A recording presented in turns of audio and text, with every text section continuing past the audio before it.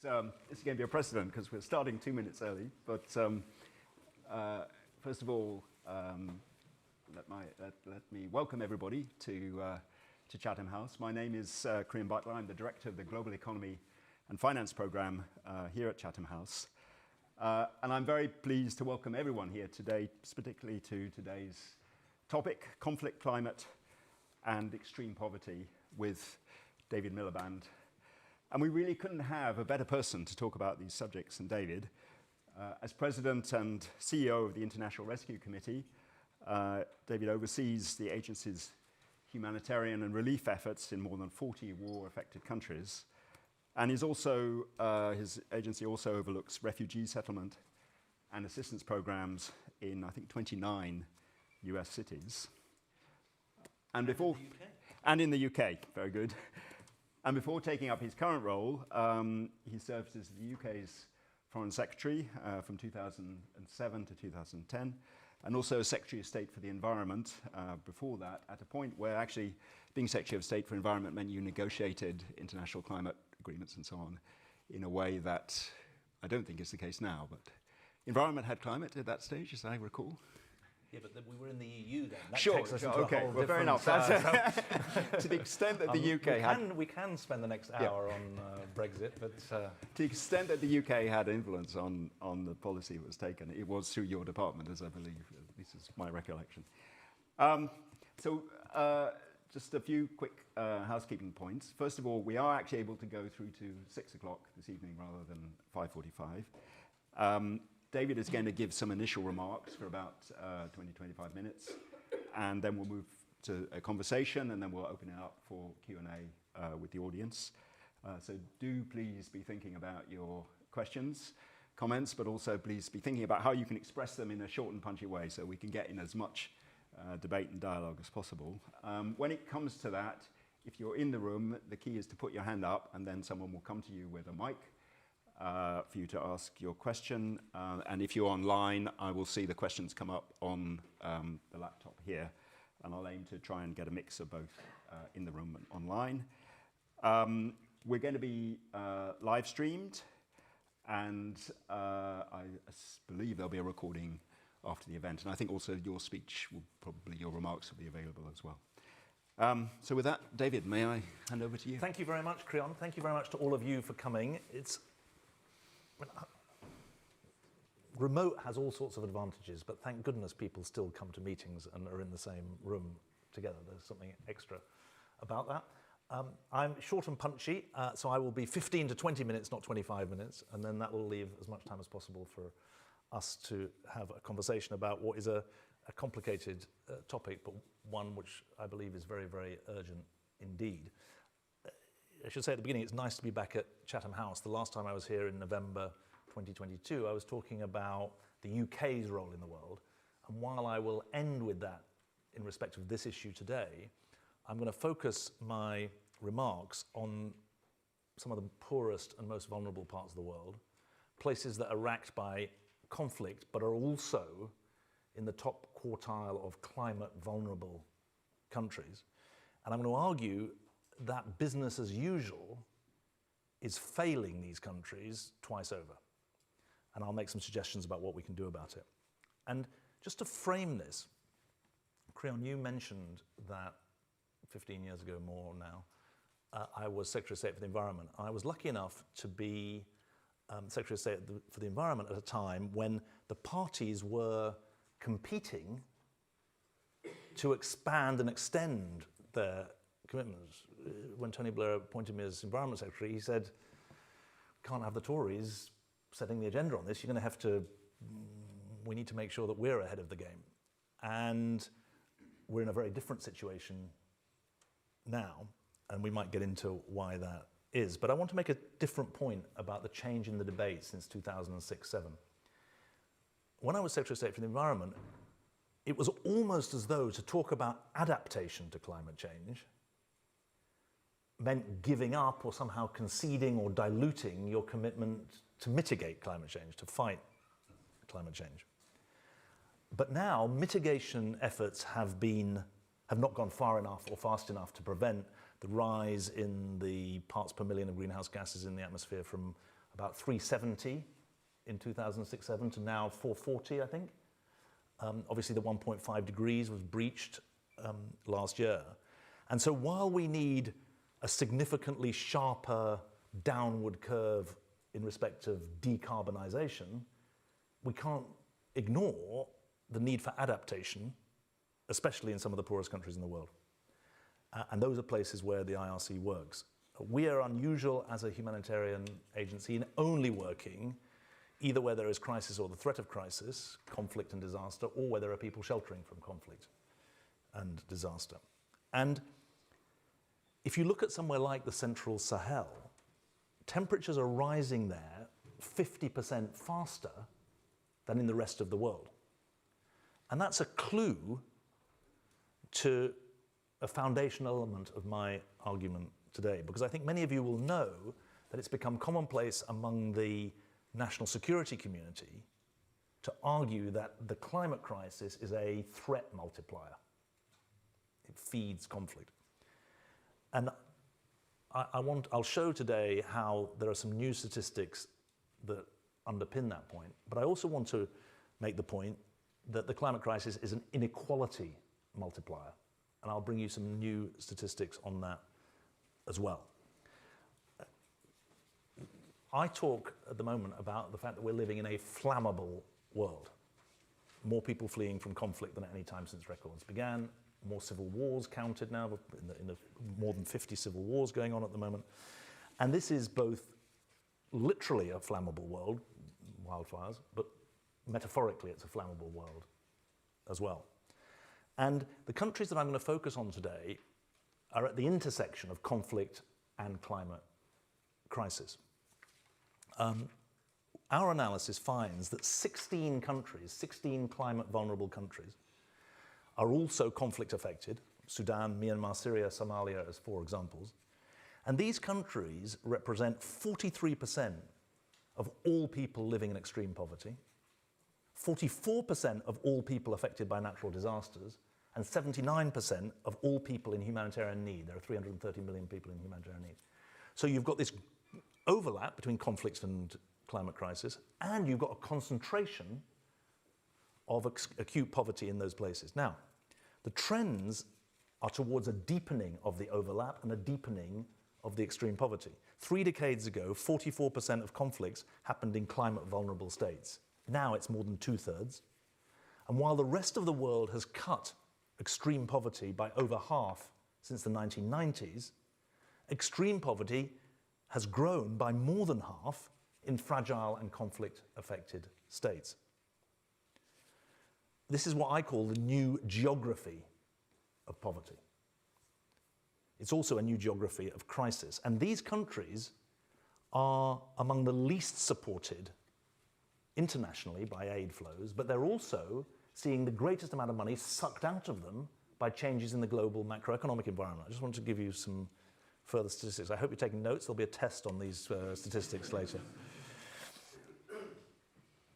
African countries are diverting or spending between 2 and 5% of GDP to cover just extreme climate events. When the COVID pandemic hit, many of you will know that African countries were spending more on interest payments on the debt then than on healthcare.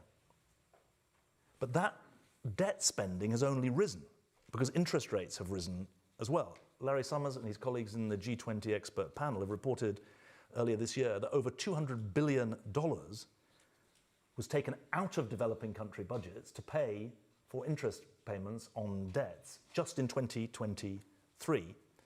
And also in 2023, African governments spent 50 times more on external debt payments than the entire UK aid budget. It's also worth noting that the share of G7 aid going to Africa today is at its lowest point in 50 years. So you've got a number of trends here that find their most acute pain point in some of the most vulnerable people in the world who are suffering both from conflict and from the climate crisis, and they're being hit both economically and politically. I just want to spend a little bit of time pointing out 3 problems with the way in which the aid system the business as usual aid system is trying to finance climate action, humanitarian response, and poverty alleviation in fragile states. I would describe the approach at the moment as disjointed and incoherent. Here are the three problems. First of all, the lack of appropriate delivery models. Climate and development finance often flows where it is easiest to deliver, through national governments in stable countries. So this is an obvious problem for conflict-afflicted countries in particular, who often live beyond the reach of government's control or influence. In fact, World Bank funds are often allocated to these conflict-affected states, but then not dispersed. The spend rate is about 50%, I think I'm right in saying, in these rates, even of money that's been allocated. Secondly, the policy response at ground level to the climate crisis, to adaptation to the climate crisis, has been lacking. It's not just that we estimate a 75% annual gap between adaptation support that's needed and what's actually offered to the 16 countries I mentioned caught at the intersection of conflict and climate crises. Where climate and development investments do exist, they rarely assess and adapt to conflict risks, limiting their effectiveness in these settings. And with crises increasingly protracted, remember, the most likely outcome of a civil war is renewed fighting. So with crises increasingly protracted, humanitarians are stepping in to deliver services without the long-term commitments and infrastructure that all of development economics would tell you is necessary. And then thirdly, there is a chronic inequality in access to financial resources for people in these countries. 90% of climate financing, international climate financing, flows to middle and high income, high emission producing countries. For what's left over, and this is staggering really, the more fragile a country is, the less climate finance it gets, according to UNDP, United Nations Development Programme statistics.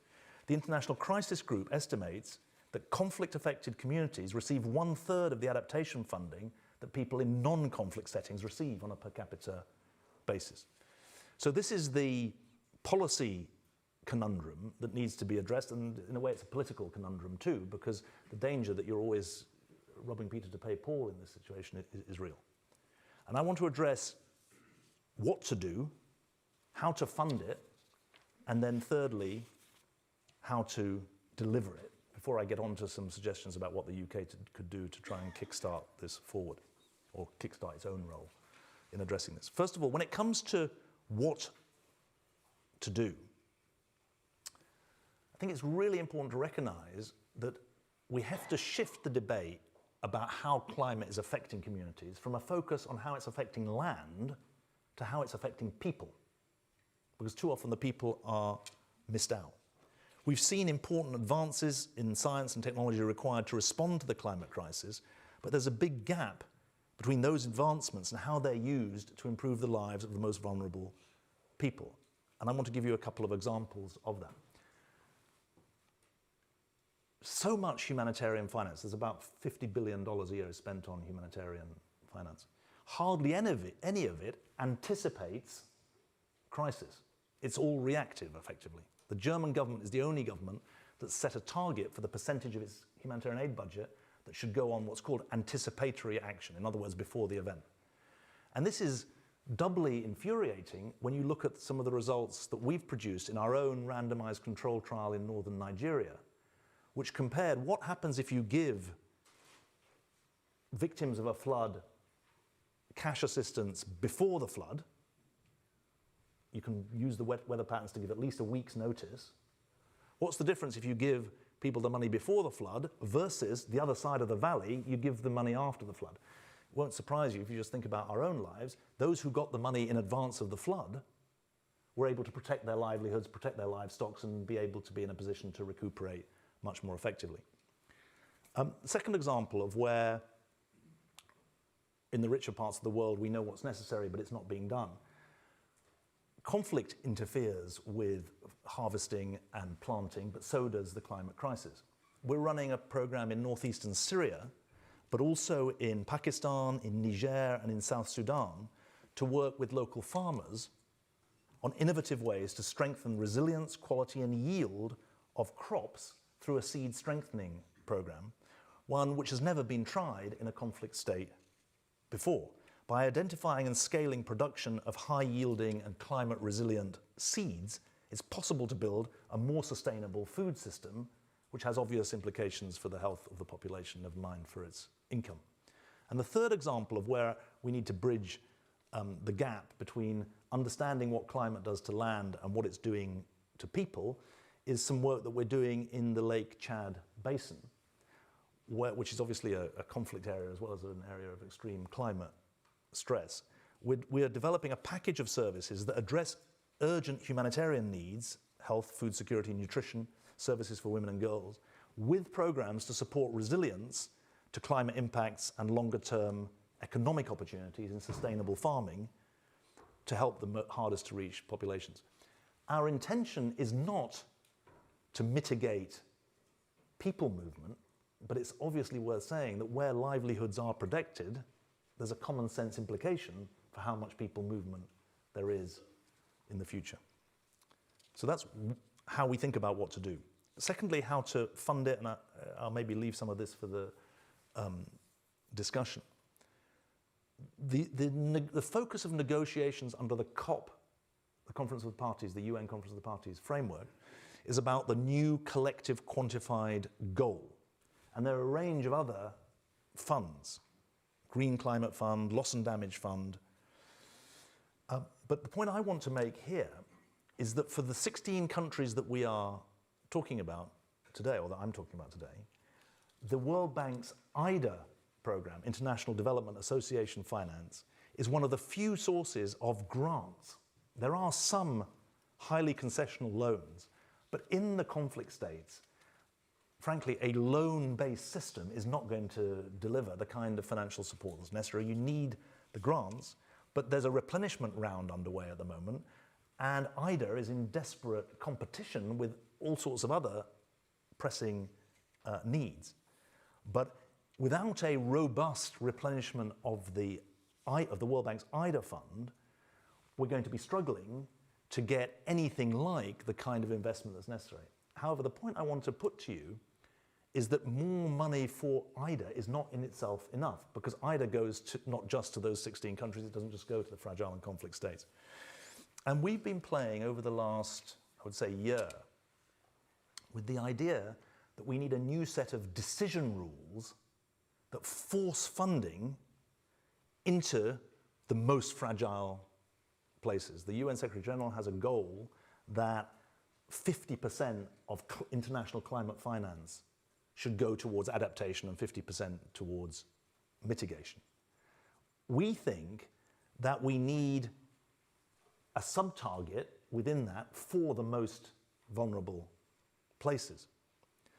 And we've been thinking about how the various climate funds could drive funding to these most exposed places. The idea that we've come up with is that the UNFCCC, the UN Framework Convention on Climate Change, should formally recognize the adaptation gap that exists in these conflict-affected states, particularly that its new climate finance targets in this collective quantified goal that I mentioned, and support the development of improved and more accurate nationally determined contributions and national action plans in these fragile states. And just to put a number on it, we think that a target for climate vulnerable, conflict-affected countries should be that it receives 18% of all the adaptation finance that is available for developing countries to reduce the gap. And that's based on our best assessment of costed needs. And so this would ensure that there's a potential for investment in these most vulnerable communities. The third thing I said I'd say something about, I feel very strongly, is about delivery modalities in the most challenging places. And this issue of disbursement being challenging came home to me actually not in the climate space. We've been talking to Gavi, which is an outstanding institution, the Global Alliance on Vaccines and Immunization. And they reached a plateau for immunization of under 5 kids. About 85% of the population is getting covered with immunizations. And the reason was that in the fragile and conflict states, the 4 that we've been working with them on are Sudan, South Sudan, Ethiopia, and Somalia, they weren't able to get into conflict-affected areas because of the conflict. And they came to us and they said, look, we need a different delivery model. And they gave us they gave us $50 million to find 2.5 million zero-dose kids. And we're about 18 months into the program, 1.5 million kids have received immunization because areas that were considered inaccessible to government are accessible to civil society, humanitarian organization that's bound by principles of neutrality and independence. And we think there's a parallel in this climate conflict space when it comes to adaptation to climate change. And the priority is to shift from what is essentially it's more or less an only government except in exceptional circumstances approach to one that is much more people-centered with a much greater role for civil society. And we've been arguing in various publications that instead of the World Bank saying that in exceptional circumstances they'll work outside national government, it should become much more the norm that there are a range of different ways of working with civil society.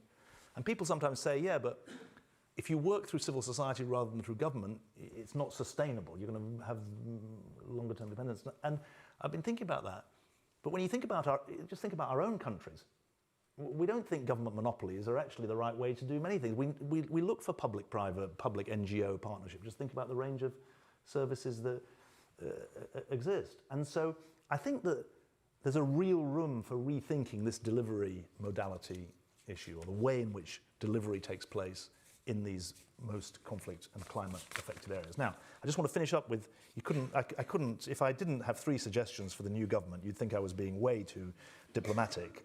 So I just want to suggest 3 things that, 3 practical steps that the new government in the UK could take, understanding completely that global problems take global action, that we don't need hubris about what the role of the UK should be, but we should be ambitious for the UK to play an appropriate role on massive global issues like the ones that we're talking about today. I do think that there's been a decade or more when the UK has been in retreat in the field of overseas aid, and that retreat could not have been worse timed given the growth in humanitarian need that's existed around the world over the last 10 years. Here are three quick things. First, in 1997, the DFID white paper on international development put tackling extreme poverty center stage. Today, 15% of the UK aid budget goes to fragile and conflict-affected states. And we're saying that the government should actually reinstate a target that existed in 2010 to 2015 of 50% of its overseas aid going to fragile and conflict states. Second, I want to make a point about how climate adaptation can contribute to incomes and livelihoods. I think some people here will be familiar with the argument that quote-unquote green jobs are an important product of mitigation efforts. When I was Secretary of State for the Environment, Nick Stern published his landmark report about how fighting climate change was actually cheaper than living with climate change. But the focus was on mitigation. I think there's a very good argument that in the poorest communities, adaptation to climate change also has an economic dividend. And I think the UK could put itself at the front of that argument. There's a proposed resilience and adaptation fund that really would be a very good vehicle for this. And third, to come back to IDA, to the International Development Association of the World Bank, we know that the UK government has pledged that the restoration of the commitment to 0.7% of GDP for overseas aid can only be achieved when economic conditions allow. But before then, IDA, the multilateral system, is a prime example of how the UK's experience of service delivery and public service reform could go alongside financial investment to make money go further, not just our money, but others as well.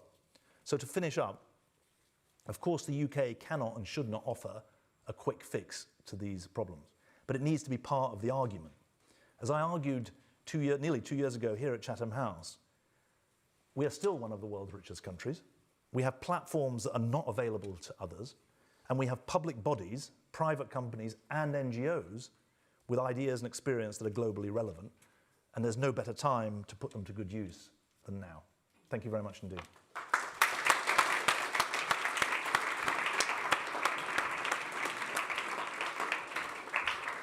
Brilliant. Well, David, thanks very much. There's an enormous amount there to get into. What I'd like to do is to start actually with your points about the mechanism, the delivery mechanism, and so on, and then to kind of move on to finance from that. So, I mean, as you rightly say, this is an area that's, traditional MDBs, other official development institutions find difficult to get into. And so you propose, if you like, civil society as a route. But is that, and that may partly deal with the issue, but is there also a question of actually needing, through some means, something that combines, if you like, the climate expertise, the security expertise, and capabilities, and the anti-poverty expertise. So and to the extent that you've got 16 countries on which you want to focus, is there a case for some mechanism, and God forbid a new institution, but some way of combining those official efforts in that space alongside arguably, a stronger civil society element as well? I tell you where I've ended up on this, partly 10 years in the NGO sector.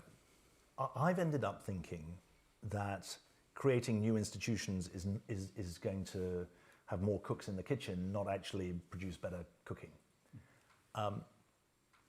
Let me abandon the metaphor, but what's needed is real accountability for real outcome targets. And all of the bodies, public, private, multilateral, bilateral, national, local, that's what's needed to drive things forward. And without clear outcome targets, no amount of institutional tinkering will align the incentives and the drivers to actually get you there. I'm actually making a speech tomorrow about the UK government's missions. And one of the points I'll make there is that you need a coalition to deliver on every mission.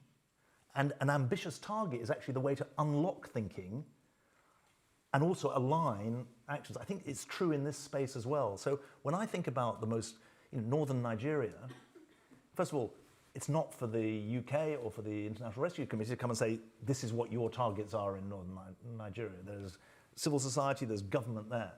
But as we think about what we're doing, we should be aligning behind very simple, very clear, preferably outcome, if necessary output targets. So at the moment, we're not getting anything like that. In fact, we've got humanitarian and climate outcomes that are decided independently of each other. And so I think I'm much more in the unified outcomes territory than the unified institution territory. I mean, there is, the SDGs, if you like, are at a much higher level, a sort of pan well, that's a great institutional point, but thing. I would say and then you've got platforms as well. I mean, the various sort of platform ideas to get the. So what more can you do than those type of approaches? Well, I think is it something much more detailed, or there's a real contrast between the Millennium Development Goals, 7 of them, and the Sustainable Development Goals, 18 of them. Mm-hmm. And it's not just there's 18 rather than 7. By going for incredibly expansive goals, we've lost the accountability for progress. Mm-hmm. And yes, they can be derived from the Sustainable Development Goals, they should be. But when the UN meets later this month in New York to look at progress against the SDGs, they're going to be off track in a lot of places, post-COVID, etc. But they're going to be most off track in these fragile and conflict states.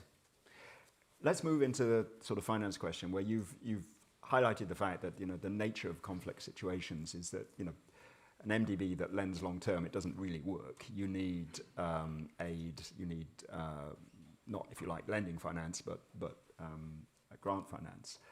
I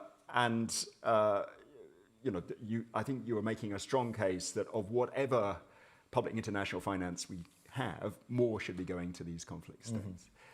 Mm-hmm. But the reality is that we need, for example, public international finance for low-income, middle-income countries to enable them to accelerate the low carbon transition. And if that doesn't happen, then the situation facing these countries is going to be worse and so on. And we know, as you say, there are these constraints, particularly on the advanced countries, in terms of how much public international finance they can come up with, and it's unclear how much more you can get from the emerging economies and so on. So the really hard question then is, if you have to trade off these things, what's your case for putting this ahead of everything else in a world where the amount of public international finance is going to be limited? Well, I don't want to just make a debating point, but my case is that these people in these countries shouldn't be left off. No. I mean, they're left out of the agenda at the moment. So I'm saying they deserve their appropriate place. I'm not, when I use that 18% figure, I'm not saying they should have twice as much access. Now, one thing I didn't have a chance to get into is taking more risk on delivery is an essential part of this. Otherwise, you won't be able to spend the money. But I would argue the most risky thing is not to spend the money, because then you're not helping anyone. And that's what's happening at the moment. Yeah. And how do you create a more risk-taking delivery mechanism? Again, civil society may be one way into that, but... Well, I don't want to sound like a one-trick pony, but it's about the outcomes that you demand. And Ajay Banga, the new leader of the World Bank, new president of the World Bank, he's completely into this. He's following the data. I mean, 50% of the extreme poor now live in these fragile and conflict states. And he's saying to his teams, I want to hold you accountable for how much progress you make in these places. And of course, we've got compliance requirements and diligence and the rest of it. But if we're not actually using all range of partners to make a difference there, we're not even going to take the first step on the road to development. Yeah. And this, there's a danger that we say humanitarian aid is just a short-term palliative and development aid is long-term and the rest of it. If you're immunizing a kid, that's a long-term investment in that kid. If you're treating malnutrition, that's a long-term investment in that kid. And that's why I always say to people, the humanitarian aid is the first step on the road to development. Stopping things getting worse is actually the first step to helping them get better. Yeah. So I have one more question, then I want to move to questions from the audience. So please be thinking from your about the points you want to raise. And this is really about you mentioned partners and partnerships, and one really, really crucial player in this, particularly in the area of debt distress, which you highlight, is going to be China. I mean, it's absolutely essential in a whole range of countries for tackling debt distress, but even in terms of, broader sources of new grant finance, new development assistance to tackle climate change and so on, China is going to be really crucial. And there are some indications that after the initial Belt and Road, China is now actually more interested in sustainability in the way it provides finance and so on. But when you come and you say, well, okay, we should use more civil society, I'm not sure how Chinese development officials will react to that. So what's your advice to the West on engaging with China on this particular agenda, where there's a strong mutual interest, but an awful lot of other issues that may get in the way of a collaborative approach? Well, I think the first thing to say is that there may be mutual interest, but there's also competition. Yeah. Let's be honest about it. And I wrote a piece in Foreign Affairs 18 months ago that said that Ukraine had united the West, but divided the West from the rest. And when you look at countries, some of them autocratic, but some of them democratic, wanting to sit on the fence on Ukraine, my argument was that's because they don't want to get shoehorned into being on one side of this emerging bifurcation of the global economy, global politics. And there's clearly a competition for influence, for access. And from my position, just to be absolutely frank about it, leading an NGO, I make the argument in the US and elsewhere that there are strategic reasons why these countries should matter, not just moral reasons. So I'm trying to ride that horse, and I don't think it's healthy for. It wasn't healthy for poorer countries to be utterly dependent on the West, and it's certainly not healthy for them to be utterly dependent on China. Secondly, I think we do have to recognize that the debt issue puts the Chinese position under scrutiny in a way that it really hasn't been for ever. Because the questions that's being asked, I was in Pakistan last year, and China holds a very significant element of Pakistani debt, and is basically being challenged by many in the Pakistani system to say, well, where are you on this? And they haven't got a good answer at the moment. There's this Zambian case, which I'm not enough of an expert on. You know, so the debt one is the most acute and difficult. Third and final point, and then we can go to questions. I was planning to be in Beijing and in Shanghai last October, precisely to talk about this, but purely from the NGO perspective. When I went to Beijing the year before and did a session at the Central Party School on humanitarian aid and the work of the International Rescue Committee, a load of people came from the PLA, the People's Liberation Army, because it was received as emergencies, train crashes, earthquakes, and things. I wanted to try, and I was framing it. I couldn't go because after October the 7th, we were focused on what was going on in Gaza, so I couldn't get that conversation going. But in a lot of the countries I'm talking about, China is a presence. And I think it's really important to try and engage them, because these global public goods that we're talking about need Chinese engagement. Excellent. Okay, let's get some questions. What I'd like to do is get a spread of questions from across the room. Let's take 3 at a time. That's brilliant. I can see a lady in a purple jacket there. If we could go to you first, please.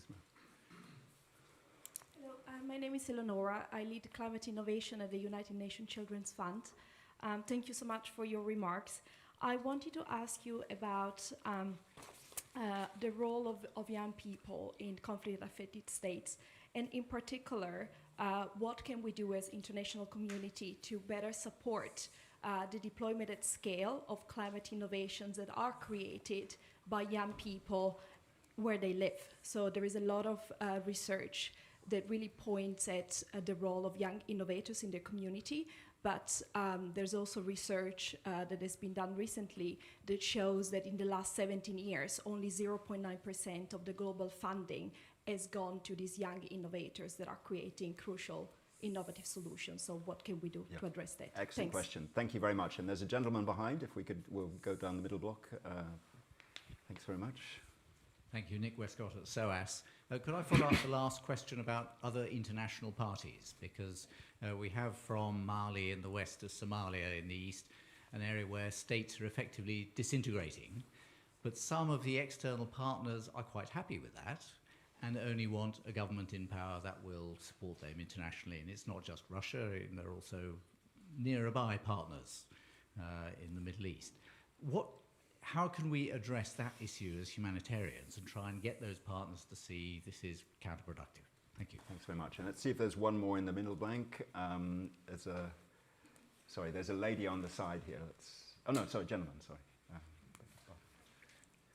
Yeah, just there, yeah. Thanks. Thank you. Rob Merrick from the development website DevX. I hope you don't mind if I ask a slightly parochial question, but you made some suggestions for the new UK government. When it comes to international development, I sense disappointment perhaps amongst lots of people. There isn't enough fresh thinking. Obviously, it's only 2 months into the new government. There's not enough fresh thinking, perhaps. The message seems to be continuity with what came before, even though Labour criticised development for having been degraded under the Conservatives. Do you share that disappointment? Do you think there is enough fresh thinking in the new government when it comes to international development? Thank you. Great, thanks. So to start with Eleonora, I think the best answer to you is to say 3 things. One, it's not just young people who are being left out. One of the things I was going to highlight was the role of women-led enterprises, too often left out as well. Secondly, employ them. I mean, we have 27,000 people working with the International Rescue Committee around the world. 97% are locally employed staff. So our commitment is to open up our institution to local hiring. Thirdly, listen.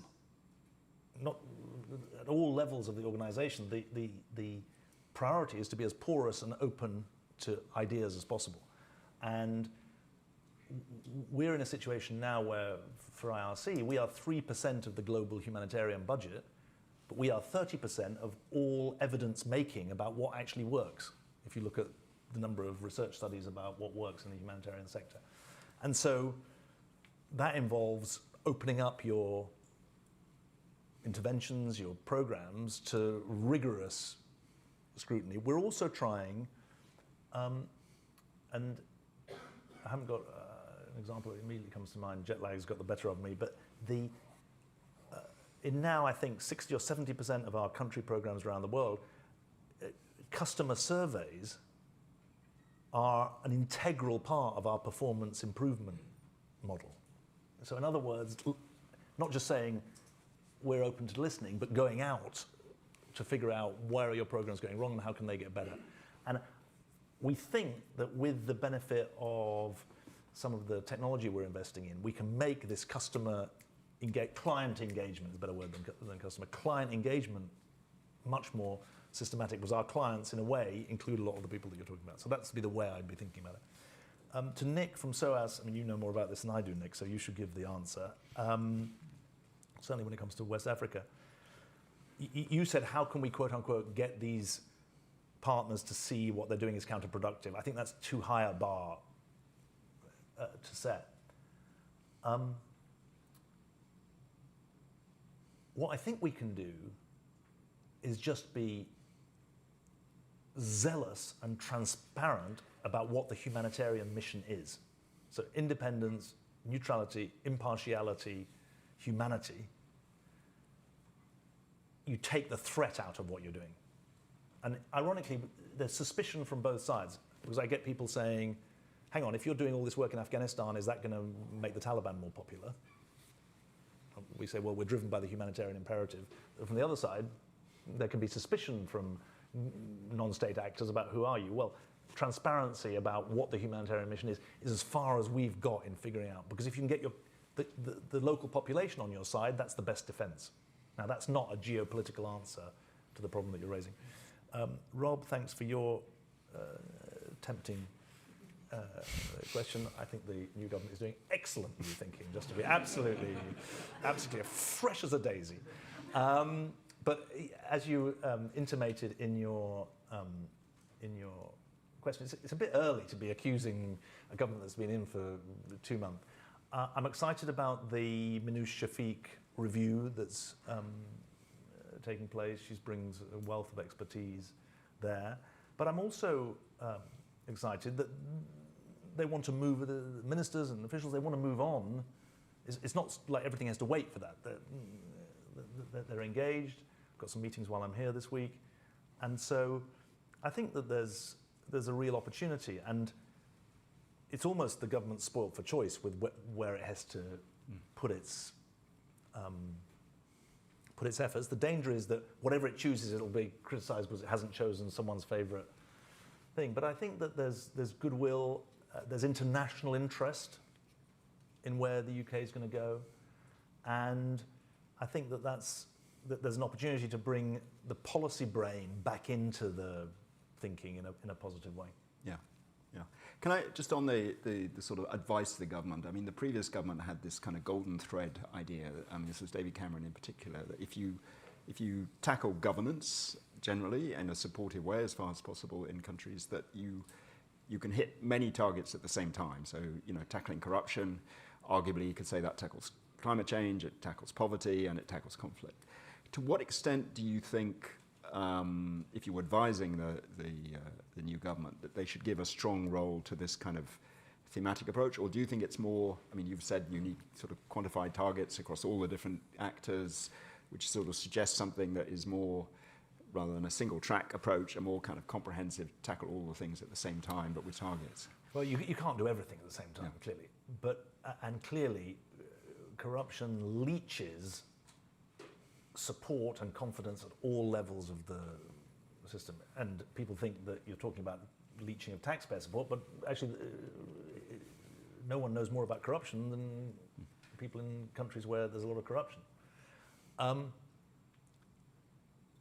You can't legislate, you can't spend your way to to tackle corruption. You've got to just work your way doing it. And we know some rules. We know how prestige national projects can be subject to much more corruption than locally embedded, community-based work.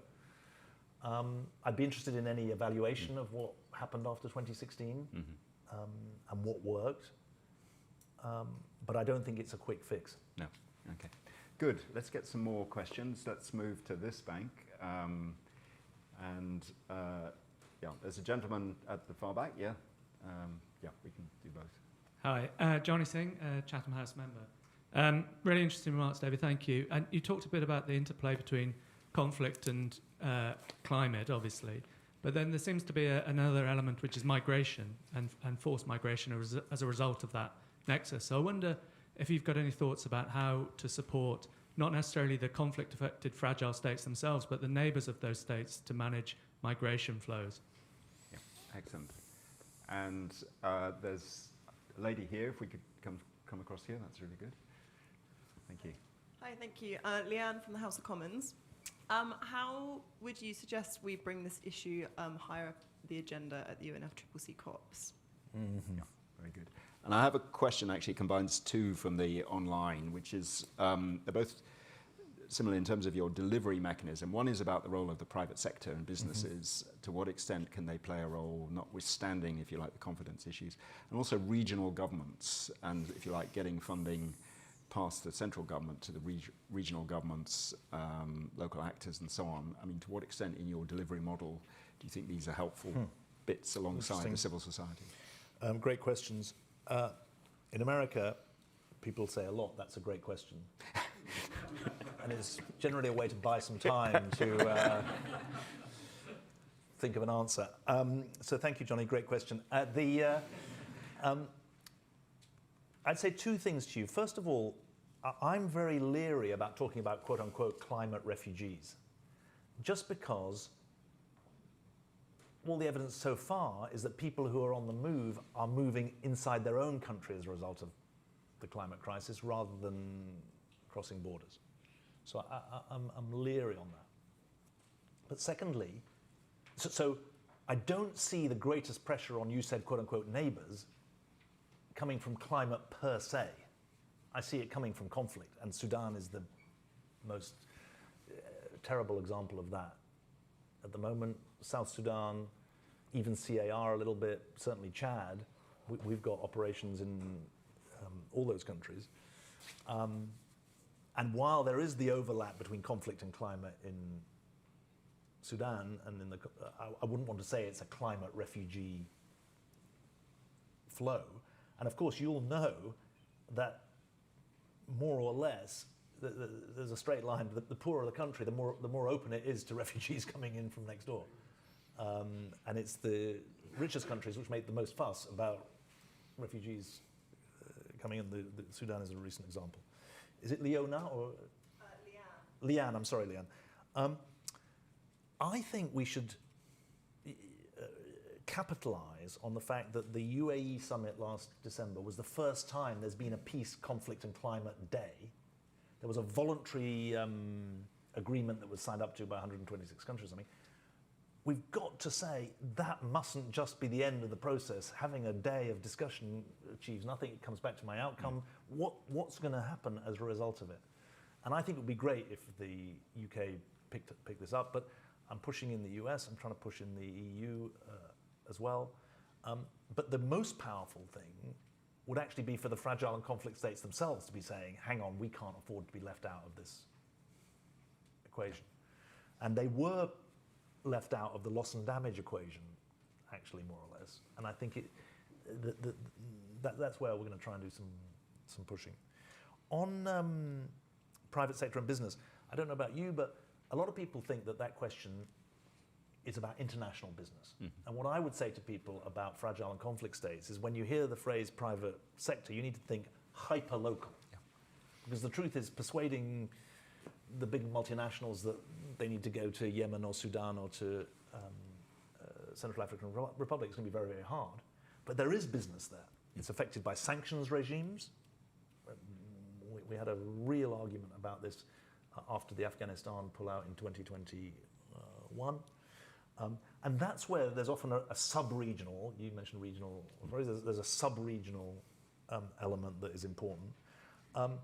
I think from my experience is only as far as we work with the grain of local systems that are too often private sector systems interrupted by conflict. But I'm worried sometimes I get invited to speak at panels about the private sector role in fragile and conflict states, and that is not going to be the cavalry for these most difficult places. And the sort of sub-regional governments and so on, the sort of... Yeah, I mean, I think in the African continent, the UN has delegated its peacemaking authority to the African Union's Peace and Security Committee, so that it's a major player. Sub-regional, if you think about the experience, Nick, you know about this from West Africa, the experience of the recent coups and how that's worked with the sub-regional authorities, that the sub-regional authority couldn't hold the ring for all of its players in that context. We are very, very stretched in finding bandwidth for engagement. Most of our effort is local engagement. We do some engagement at the donor level. We struggle for bandwidth at the regional level. Yeah, great. Let's try this bank over here. Some questions. There's gentleman at the back, lady at the front, and then, so yes, sir.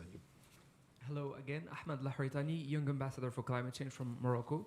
And my question, going back to the refugee, to the climate refugee question, as we know from an international law perspective, there is no definition for climate refugee, and now we start having the sea level rise on small island states, which led to a lot of movements of population. So do you think, is there something that we could do for this legal framework from an international law perspective? Thank you. Great, thank you. Lady at the front here, yes, in the middle. Brilliant, thank you. Hi, Lama Shahadi from The National. How will the rise of the far right in Europe affect aid budgets, foreign aid budgets? And do you see the UK riding that wave? Interesting. Thank you. Gentleman there. Hello, Rob Nunn. Just on your points you were making about some of those, and in particular Africa, how much time do you think we have in order to combat this before it starts getting out of hand? Obviously, Africa is about the only continent that will grow in population, so, and actually be majority of the populational growth of the world for the next 100 years. Is there a time in that equation where geopolitically we lose advantage as the West, and also not only from a geopolitical standpoint and from an aid standpoint, but also economically, if they are being invested in by countries that are perhaps hostile to our way of life, that the growth of their economies as they recover from the situations they're in start massively affecting us too? Good, okay. On the legal framework, my basic view is if we open up the legal framework, it'll get worse, not better. So the 1951 Refugee Convention has adaptability built into it because courts can interpret what it means to be not safe for you to go home. And that's been expanded to include women on the run from domestic violence. It's gone further than the political, the quote-unquote well-founded fear of persecution of 1951. And the idea of opening up a international negotiation of the legal framework, my fear is you'll end up diluting it rather than improving it. But clearly, if sea level rise can make it unsafe for you to go home. Yeah. You know, that's the, and so I think that's whatever the academic argument, the practical argument I think is at this time of enormous geopolitical fragmentation. My fear is that the framework will get worse rather than better. I think aid budgets are under enormous stress, disproportionate stress, I would say. You write for The National. There's also a lot of questions being asked about those countries that have benefited over the last 10 or 15 years from rising income. What are they putting into the global aid system? And certainly through the multilateral system, it's relatively low. There are bilateral efforts that are being made. But the fact that the aid system is disproportionately dependent on the traditional West is not a healthy thing, because it's not only the traditional West that's got economic power today. But there is a real temptation, I think, for far-right parties to weave together overseas aid and and skepticism about the climate crisis. And you've seen that in some of the continental European elections, not here yet. So I don't see any evidence of. I think you said something about riding the wave. Or something. I think the government are being principled and clear about that. But defending the European Union's role and the EU and its member states' role in the international sphere, I think, is a really important thing. And there's quite a difficult test case emerging about its green gateway and how that is, the global gateway, and how that is funded, and what happens to funding for humanitarian and poverty alleviation purposes. On Rob's question, look, there's a new global politics now. There's a man called Shashi Tharoor who used to be at the UN, and in 2006 he wrote about a multi-aligned world. And the point about a multi-aligned world is that other countries have got choices, and they're making choices. And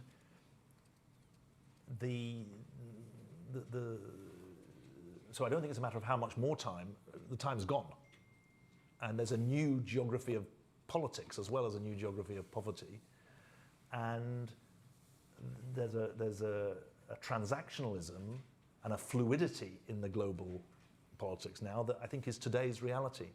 And you see that when America finds that some of its allies are doing things that it didn't expect and doesn't want them to do.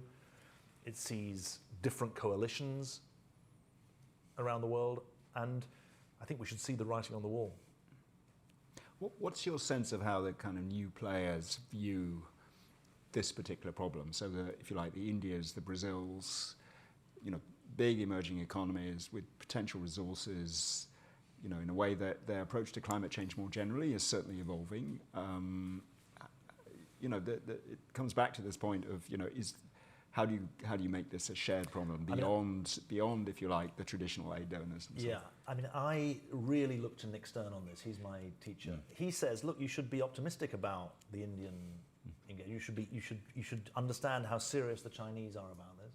Brazil, the new Brazilian government, it's hyper political there, but the new Brazilian government is deadly serious but it's focused on the Amazon rainforest.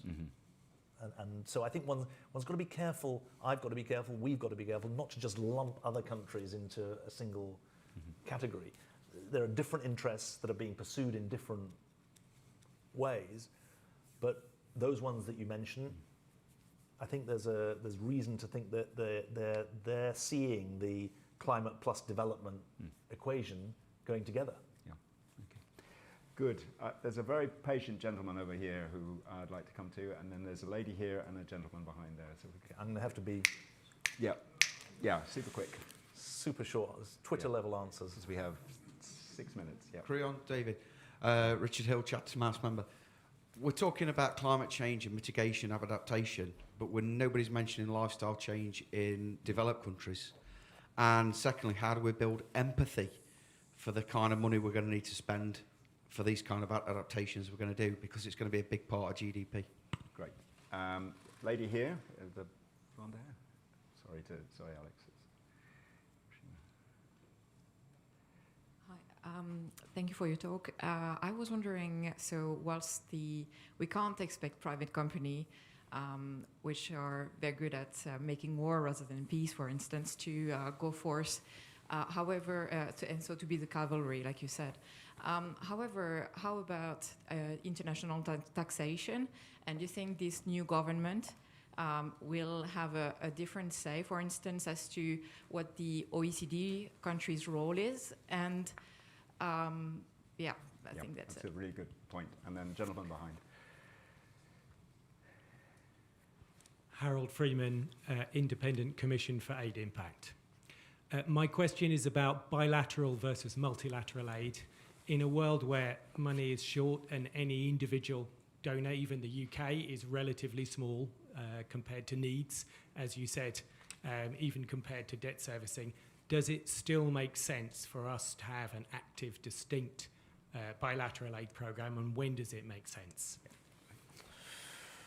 Well, thank God there's only 2 minutes to go. So, Richard, I can't get into your developed country mitigation lifestyle, but I want to pick up the second part of your question. The most worrying thing for me is this notion that there is a globalization of indifference. It's not my phrase, it's the Pope used this phrase in 2016 when he went to Lampedusa, the globalization of indifference. And I've been thinking about that a lot. And what I think is that it's not that there is an empathy gap or a difference, a lack of concern. I think there's a disempowerment. People don't see how to make a difference.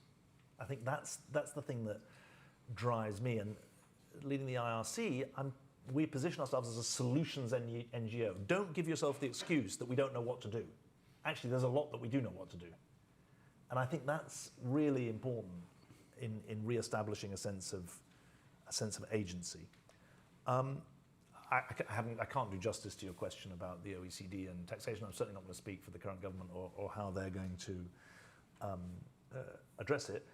But it's obvious that the tax regimes are struggling to keep up with the globalization of finance, and it's deadly serious.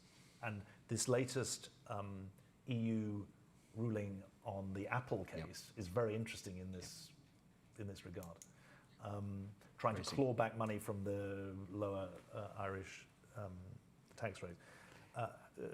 ICAI, the Independent Commission on Aid Impact, is a very good British invention and actually did a study, I don't know, in 2014 or 2015 about different multilateral bodies and how effective they were. I mean, I think that the best case for the multilateral effort is that you can multiply your money. So you, in a way, you answer a bit of Richard's point, because you're saying, look, if we put in £1, the Americans put in 4, and others, and then it leverages private sector effort, and you're suddenly up to 20 times the impact of the £1. So I think that's very powerful, as long as the bureaucracy doesn't then stifle the effectiveness of the delivery. And so I would say, if I don't say the following, then I'm not being consistent. I'm going on and on about outcomes. I mean, we drive our own every single person who's delivering a program in the IRC isn't just working towards one of 5 meta-level outcomes. There are 17 sub-outcomes to which every program every program works to at least one of those outcomes. And the test of the bilateral versus multilateral has to be about what it's going to achieve.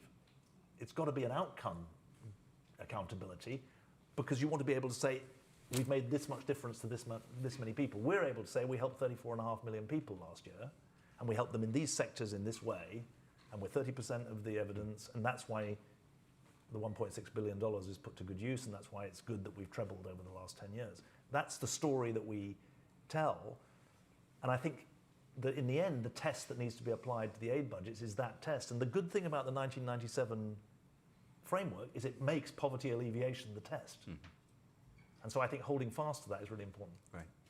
David, amazing. We got through an hour. Great. No one asked you about Harris versus Trump, but maybe that's for another opportunity. But please join me in thanking David for doing this.